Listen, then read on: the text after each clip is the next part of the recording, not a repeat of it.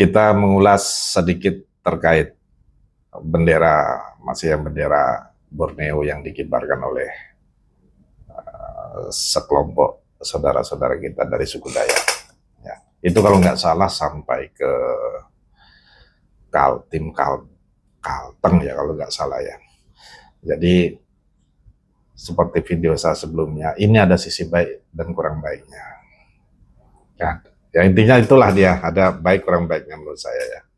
Kalau baiknya udah jelas bahwa ini bentuk dari uh, apa itu ya semacam tuntutan dan protes kepada pemerintah pusat terkait ketimpangan sosial, itu bagus. Kurang baiknya ini banyak, menurut saya lumayan banyak juga, bahkan lebih ekstrim karena informasi yang beredar di media sosial kan sampai ke arah yang sifatnya itu lebih ekstrim tuh. Ada yang narasi-narasi kemerdekaan, maksudnya tuh melepaskan diri, disintegrasi, kan itu kan menurut saya bahaya itu. Bahaya karena itu dapat menyengsarakan kehidupan kita sekarang yang sudah cukup damai, ekonomi cukup mulai membaik, walaupun tingkat kepuasan kita belum sepenuhnya puas gitu loh.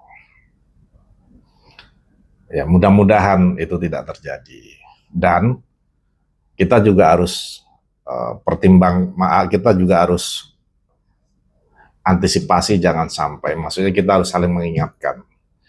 Jangan sampai, karena kan tidak semua pihak itu suka sama pemerintah. Dan kita sendiri aja ada kecewa sama pemerintah. Saya sendiri juga ada kecewa sama pemerintah. Khususnya gebrakan Pak Prabowo terkait pemangkasan bypass broker perdagangan mineral dan komoditi yang selama ini dikuasai oleh Singapura. Itu otomatis kan mereka-mereka pengusaha dan mafia lah tanda kutip yang selama ini menikmati keran duit begitu nikmat dari perdagangan di negara kita itu kan langsung terputus. Nah, otomatis mereka nggak suka. Dan ini jangan sampai kita diperalat, atau intinya gini lah, jangan sampai kita dibayar oleh mereka, itu aja lah intinya. Nah, untuk membuat negeri ini kacau, nah seperti itu. Dan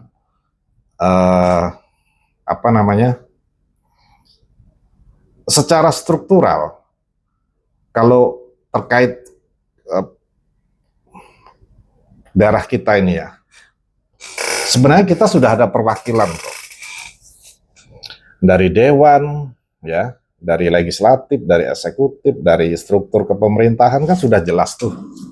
Kalau kita bicara suku, yang selama ini beliau-beliau yang memperjuangkan daerah kita, ya, ada Pak Cornelis, ini kan kebetulan dari suku Dayak. Beliau ini kan luar biasa nih, selama ini sudah terbukti dan salah satu ya yang kita tuakan ya kan di Kalimantan Barat, dan berjuang terus sampai saat ini masih berjuang. Nah, ini harusnya kita bisa melalui jalur itu, menurut saya begitu. Ada Pak Lasarus ya yang di Senayan kan, sama beliau juga Pak Cornelis kalau tidak salah sekarang Senayan kan. Nah, jadi kita bisa melalui itu kalau kita bicara suku. Kalau kita bicara mengenai wilayah secara struktur yang memiliki legitimasi untuk menyuarakan itu, kita punya Pak Krisantus, Wakil Gubernur. Ya. Kalau bicara mengenai organisasi atau ormas, kita banyak, ya kan, bisa menyuarakan itu. Bahkan ada beliau, ada Panglima Jilah yang kita tahu lah, peranan beliau saat ini cukup besar. Karena beliau mampu membawa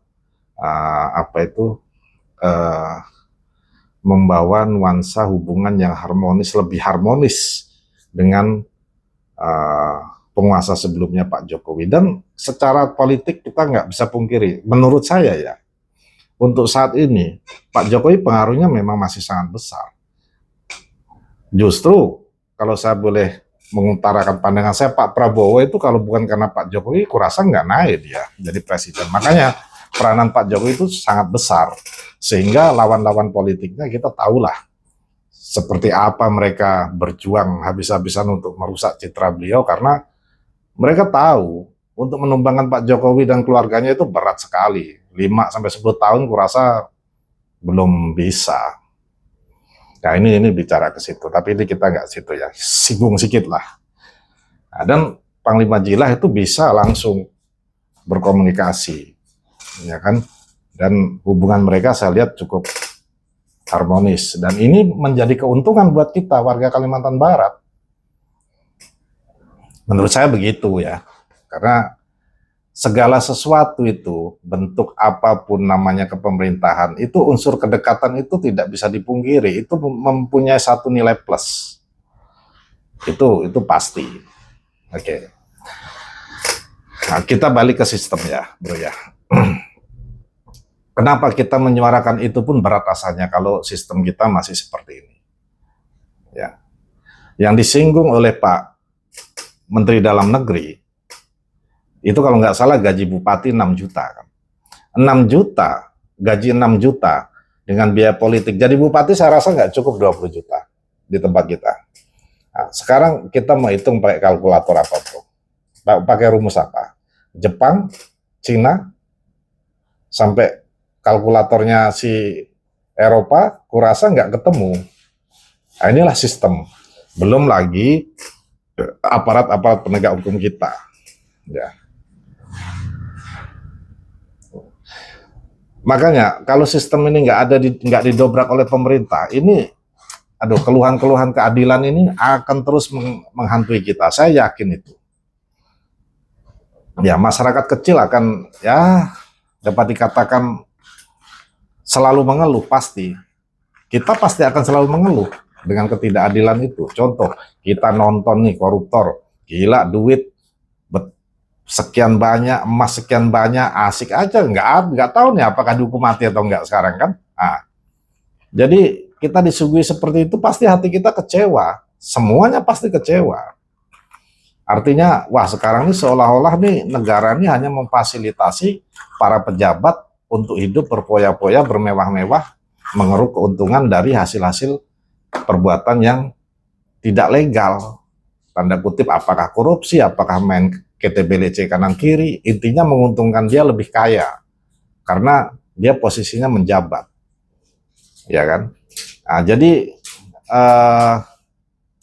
kekecewaan kita pasti ke situ larinya. Kita merasa tidak adil. Ya, kalau sistemnya begini, waduh, makanya harus didobrak. Harus saya merindukan pemimpin Pak Prabowo atau siapapun untuk bisa mendobrak nanti. Kalau Pak Prabowo nggak bisa, ke depan saya pilih Gibran, udah.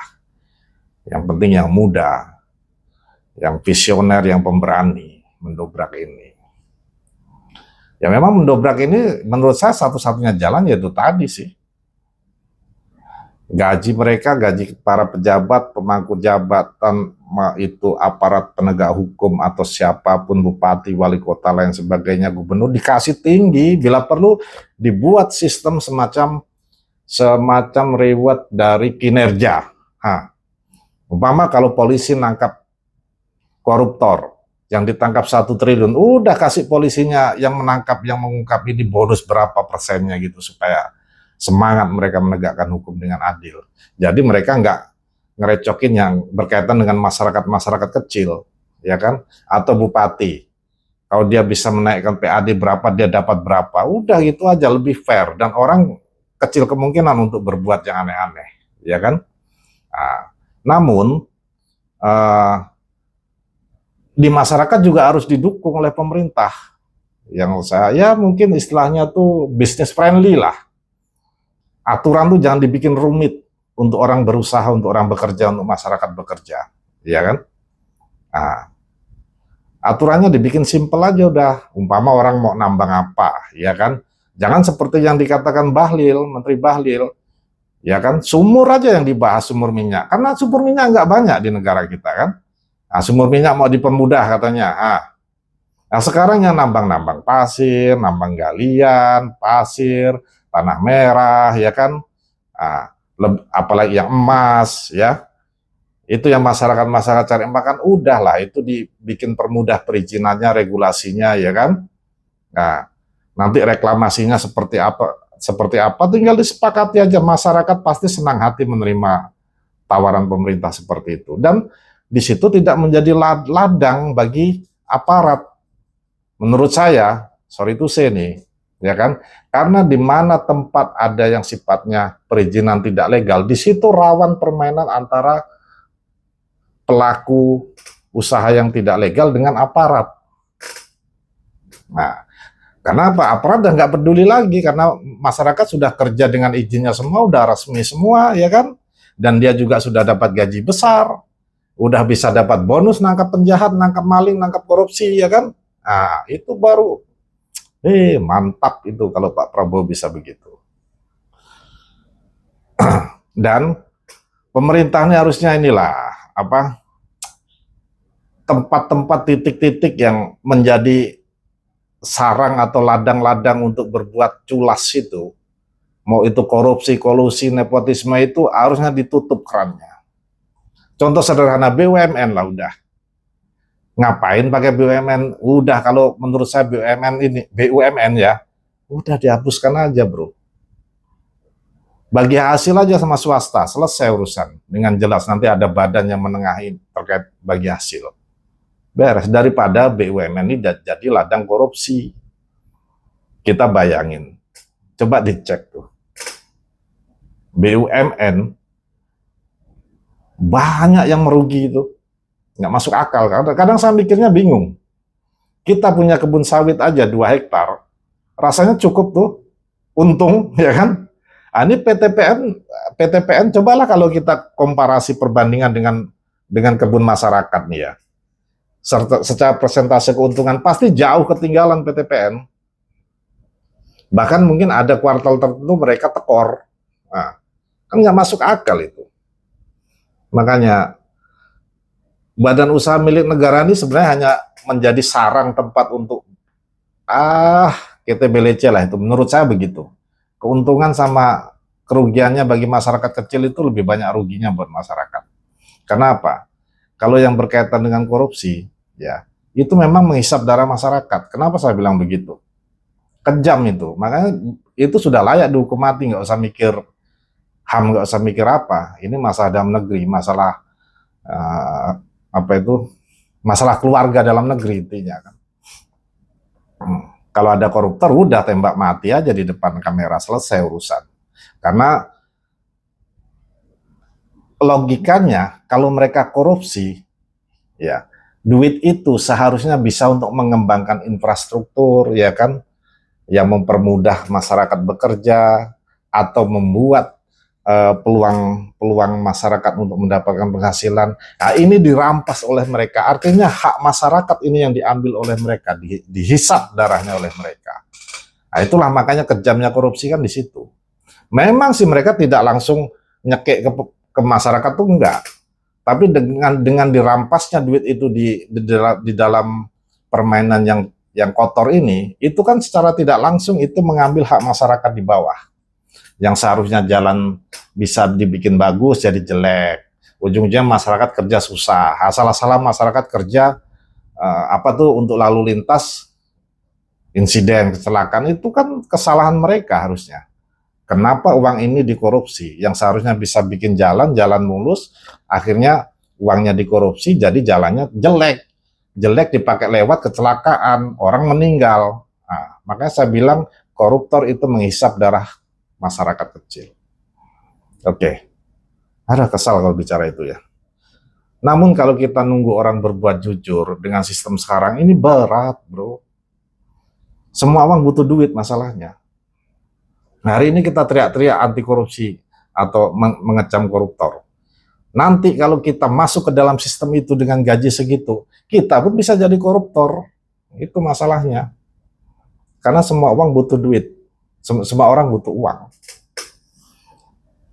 Sedikit sekali lah orang yang benar-benar mengabdi tanpa duit itu, dapat dikatakan nggak ada.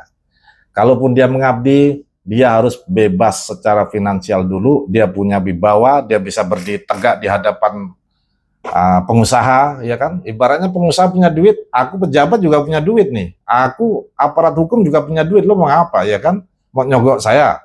Aku juga punya duit dari negara, nah, kan gitu.